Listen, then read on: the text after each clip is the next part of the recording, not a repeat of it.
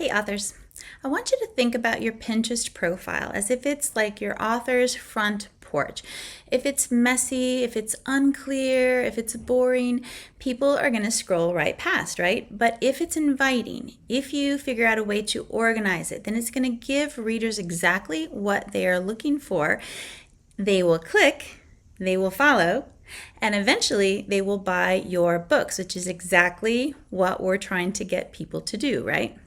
By the end of this video, you will know exactly the steps that you need to take to set up your Pinterest profile so that it works like a quiet little marketing machine that is part of your process that runs in the background while you are off writing your next book, which is, I'm sure, what you want to be doing. It's definitely what I want to be doing. Welcome back to Bourbon and Books. If you're new here, I'm Melissa Bourbon. I am the Bourbon in Bourbon and Books. I'm a best-selling author, writing coach, course instructor, and Pinterest nerd, marketing nerd. All right, now let's dig into how to set up a Pinterest profile that actually attracts readers, because that is our whole reason for being on Pinterest, for doing this, for trying to market our books on social media. We want specific intentional traffic, not just random traffic. The first thing I want you to think about is a mindset shift. Pinterest is not social media. It is a search and discovery engine. That's a big thing. And it's something that I have said many times before, and I know I will say it many times again because it is so important. I have a video about that, so watch that. The link is below if you want more information on how it is a search engine and not social media. People are on Pinterest to find something. They're not there to scroll and to chat. They are there with a purpose, generally speaking. And as authors, that is vital. It's like our golden ticket, right? Because it means that your pins and your profile are showing up in front of people who are actively looking for the things that you are offering, meaning the books that you write. Whether that is a cozy mystery, historical romance, fantasy, horror, memoirs, writing tips, whatever it is you write, there are people on Pinterest looking for just that. And once you begin to see Pinterest as a discovery tool instead of a social feed, you will stop, hopefully, worrying about the likes and how many people are viewing your videos and start focusing on searchability and branding, because that is what it's all about. And that starts with your profile. So let's break down the elements of your Pinterest profile. Step one, the first thing you need to do is to switch to a business profile if you haven't already. If you're brand new to Pinterest, start out with a business profile. If you have a personal profile, then it's time to switch to a business account. It's free and it's crucial because it unlocks analytics. It lets you claim your website so that all of your pins are connected to your author brand. I talk more about that in a second. Here's how you convert your personal Pinterest page to a business account. Go to your settings, hit convert to business, or if you're just signing up, make sure that you select a business account. And then you're just going to fill in the basic business information that Pinterest will prompt you to put in. This is the foundation for everything else that we're going to do, so it has to be the first step. Step two is to create a profile name that readers will search for, that is searchable. This is, in my experience, where most authors go wrong. They simply make their profile name, their writing name, their pen name. And yes, you can do that, and you do want your name in there. You also need to have keywords that are going to help people find you. So think about it. If someone types in cozy mystery books or fantasy authors, and all you have is your name, Pinterest isn't going to pull that information and show people your profile page because you haven't embedded those keywords. Pinterest isn't going to know that you offer relevant information. So unless those keywords are in your profile name, you're going to get skipped over. So instead of saying, for example, Melissa Bourbon, mine says Melissa Bourbon / Ivy Cassidy. Those are my two pin names. Magical women's fiction author. So those are keywords right there that are searchable. Your keywords should match what your readers are actually searching for. And if you're not sure, use that search bar in Pinterest to start typing in the type of thing that you write and seeing what auto suggests pop up, and that can give you some guidance. Step 3 is to write a bio that is going to be hooky, that's going to hook readers. And again, is going to have keywords embedded. Think of your bio as like your elevator pitch. It's where you tell visitors who you are, what you write, why they should stick around, all of that in about 160 characters.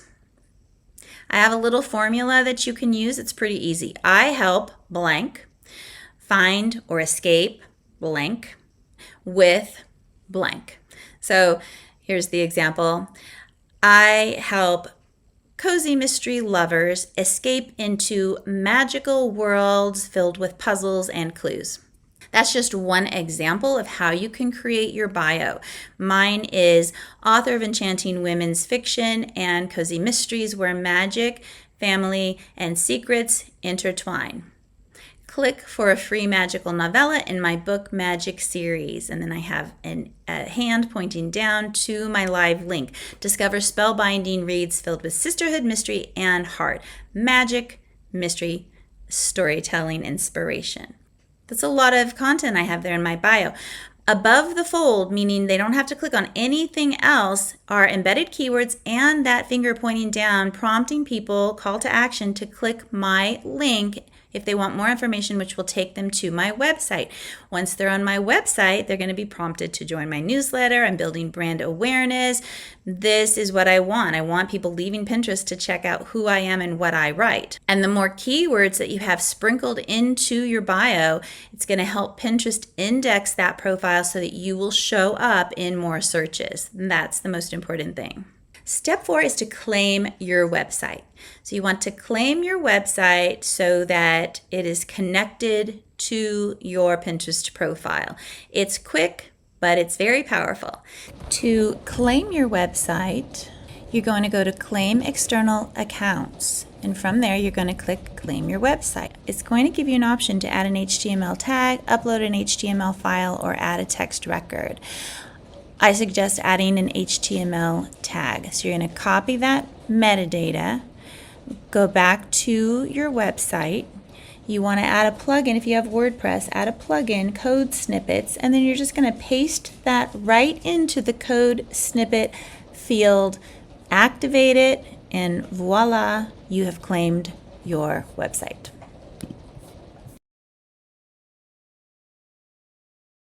Pinterest gives you more authority in the algorithm if you have claimed your website. Your URL is going to show up on your profile, and all the pins linked to your site will have that branding automatically attached. So it's really important that you do take the time to claim your website. Step 5 is to organize your boards. Your boards are like bookshelves. Think of them like bookshelves. They're arranged. You can create board covers, and you create titles and descriptions that are going to help, again, your content be discovered. This is a fun, creative part because you can create board covers, which are as fun to do as pins. Think of, again, your boards as virtual bookshelves. You want to create boards that, number one, showcase your books or your series. I suggest one board per series.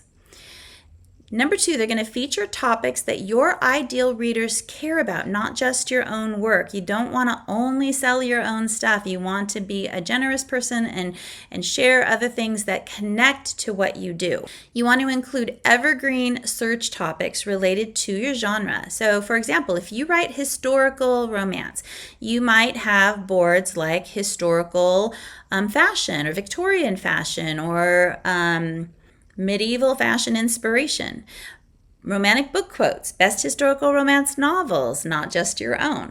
And that is going to help broaden the discoverability of your boards because you're putting all of this different information into different boards that are all very searchable. Step 6 is to optimize those board descriptions. This is similar to the bio that you create under your profile. Every board needs a keyword-rich description. This is not a place for you to get cutesy and put phrases like stuff I love.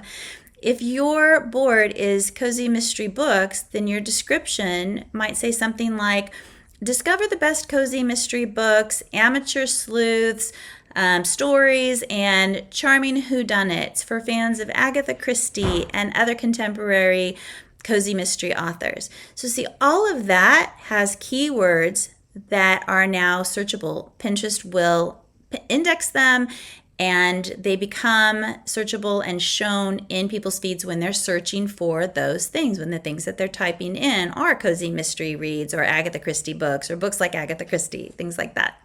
Next is your profile image. You want to use a professional author headshot or a clear, high-quality brand image.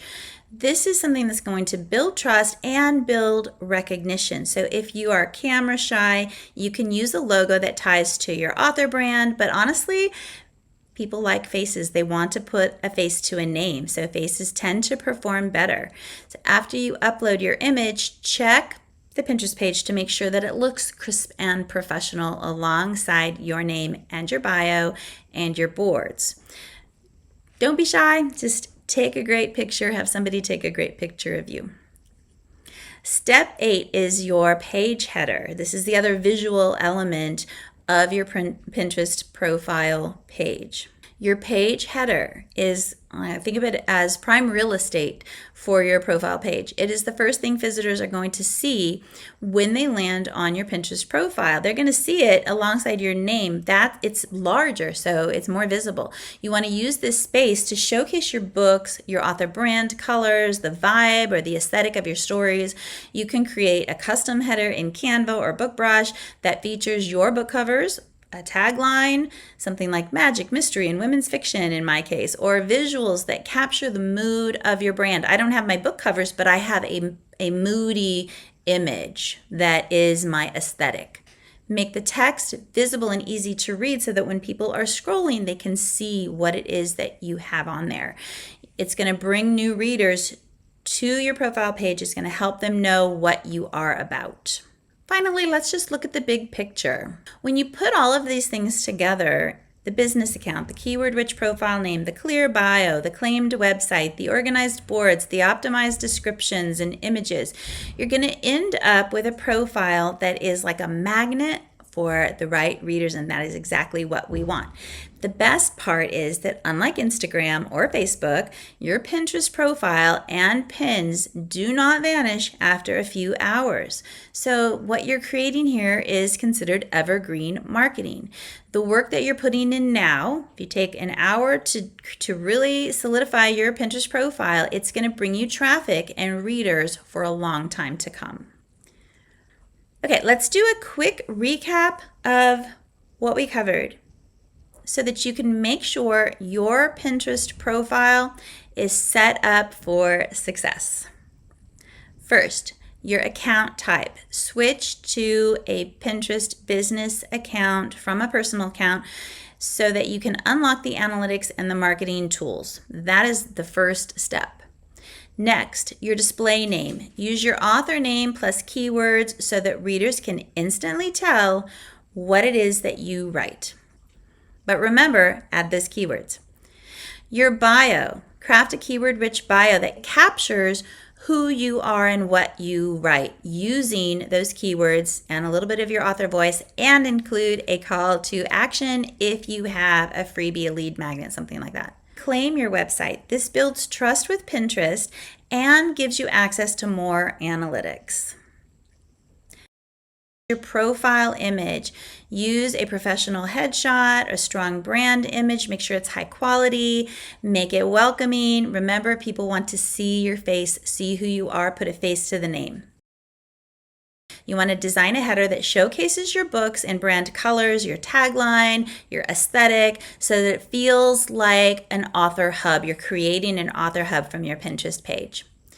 Follow these steps, you guys, and your Pinterest profile is going to look polished, but it's also going to work for you. It's going to help new readers find your writing world and your book series, which is exactly what you want to happen.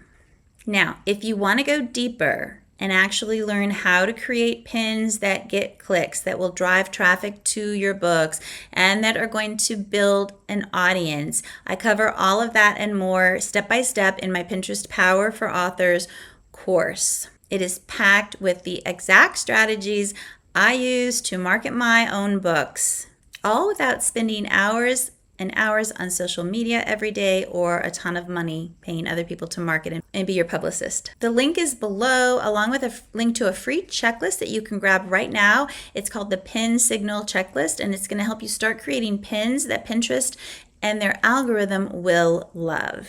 There's also a video on pin signals, so you can click and watch that.